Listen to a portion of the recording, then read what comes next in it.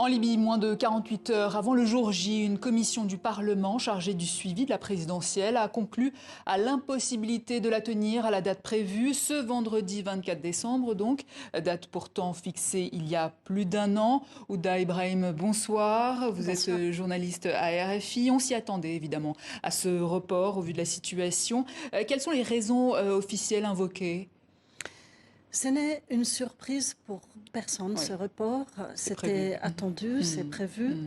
Il y a de multiples raisons. D'abord, tout ce qui a été décidé au niveau de la communauté internationale, c'est-à-dire ce qui a été acté depuis Berlin I, à savoir la réconciliation nationale, le départ des forces étrangères, la dissolution des milices, tout ça, ça n'a pas été fait.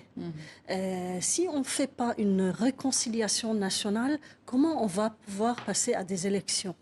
Si on ne dissipe pas les problèmes qui divisent les Libyens, comment on va pouvoir faire des élections ?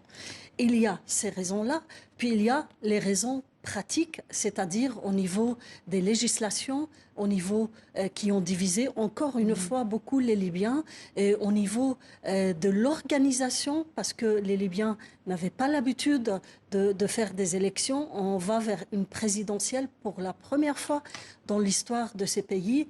Il y a vraiment énormément de raisons qu'on va peut-être évoquer. Oui, alors ce qui a été annoncé en tout cas, c'est un report d'un mois. Donc le report annoncé au 24 janvier 2022, est-ce tenable ? Je ne le pense pas. Pourquoi ?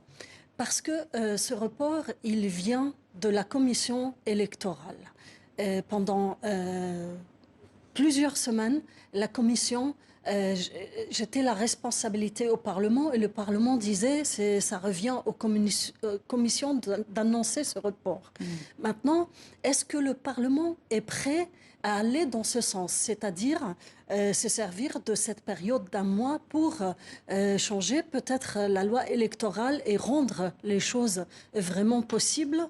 Je ne le pense pas, parce que le Parlement vient de former une commission. Cette commission est chargée de faire ou mettre en place un plan de route pour la prochaine période.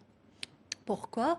Parce que la moitié des Libyens, on va dire, là, il y a beaucoup de Libyens qui disent Abdelhamid Dbaïba, le Premier ministre, n'était pas élu, c'est pas un Premier ministre élu, donc normalement sa mission s'arrête le 24 décembre et il n'a pas à rester à ce poste.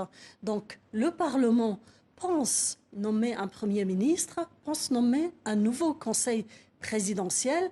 Est-ce qu'ils vont jusqu'au bout dans ce nouveau plan de route? Est-ce qu'ils changent aussi la loi électorale après pour pouvoir accepter les candidats ou ne pas les accepter, tous ces 90 personnes, à peu près 80 personnes qui sont là?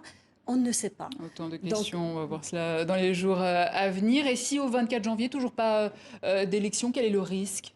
Il y a beaucoup de risques. On risque à nouveau de voir les milices dominer le pays. On risque d'avoir des confrontements et cette fois-ci, pas entre Est et Ouest, ce qui est toujours un risque, mais peut-être entre des milices de l'Ouest qui sont opposées. Aujourd'hui, il y a des gens qui sont favorables, et je parle de la Tripolitaine, donc de l'Ouest et du Nord libyen, qui sont favorable à Dbaïba, qui est l'un des figures les plus importantes parmi les candidats, et d'autres qui sont contre lui. Donc, on risque cette fois-ci aussi d'avoir des affrontements entre ces milices de l'Ouest.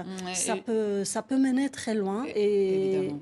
Et il y a cette image impensable, il y a encore un mois, le maréchal Haftar, lui-même candidat à la présidentielle, qui a rencontré les candidats du Sud et de l'Est, sans dit long sur les tractations entre les candidats. Du Sud et de l'Ouest, il y a deux grands candidats venus de Misrata, à savoir l'ancien ministre de l'Intérieur, Fathi Bachara, et un ancien membre du Conseil présidentiel, Ahmed Maïtig. Et ils étaient effectivement à Benghazi, c'était impensable. Il y a 18 mois, ils ont fait une sorte d'alliance avec Khalifa Haftar, mais ils ne pouvaient plus retourner à Misrata. Leur avion a atterri hier soir à Tunis et non pas à Tripoli ou à Misrata. ils étaient traités comme des traîtres à l'ouest libyen, mais ça montre qu'il se passe beaucoup de choses, beaucoup de développement aujourd'hui sur la scène libyenne. On sait qu'il y a beaucoup de gens qui sont dans le paysage politique aujourd'hui qui veulent garder le statu quo, y compris les partis politiques, les personnalités politiques et y compris les milices. Mais on sait qu'il y a d'autres forces. Et par exemple, il y a 28 candidats à la présidentielle qui ont sorti un communiqué refusant le report des élections, mais disant en même temps, dans un mois, on accepte, mais faisons cette élection. Merci Ouda Ibrahim, je rappelle que vous êtes journaliste à RFI.